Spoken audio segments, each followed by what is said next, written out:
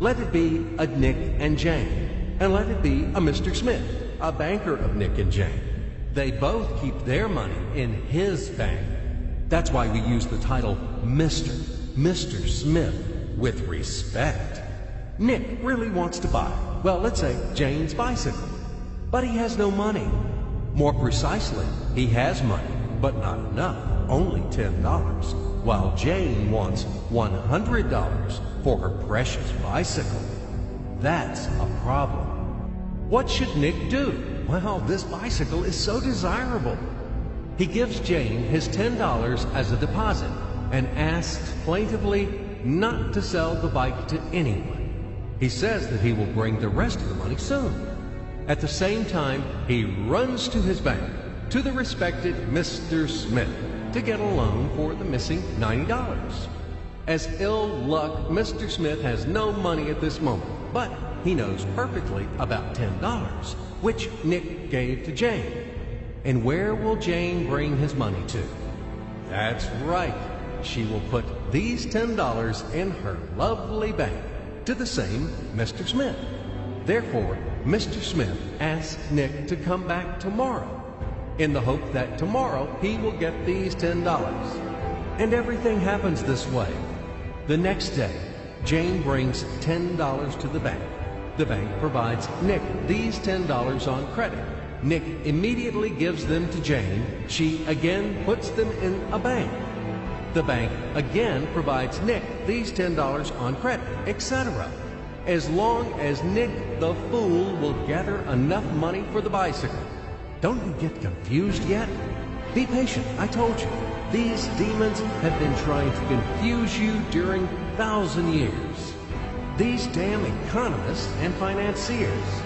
But anyway, we will figure everything out. So what do we have in the end? Nick finally got the bike from Jane. Wow! But at the same time, Nick owes $90 to the bank, Mr. Smith. And the bank, in its turn, owes $100 to Jane.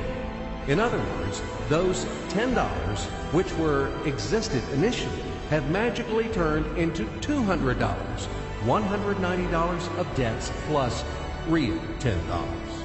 But these $10 would also turn into $1,000, even in $1 million or $1 billion, if Nick would make a more expensive purchase. In this case, our $10 would make the increasing number of its cycles, circuits from hands to hands. That's it. So, what happens in today's world? SOS! It appears that banks also make money out of thin air and multiply them. Not only Fed can produce money, but banks either. In short, everybody can do this, except you and me. We are not in the business at this celebration of life. I would like to print or draw some money as well. In fact, these banks multiply money without any control. And we're still wondering why the banker lives better. What are naive fools are we? Now it is clear why.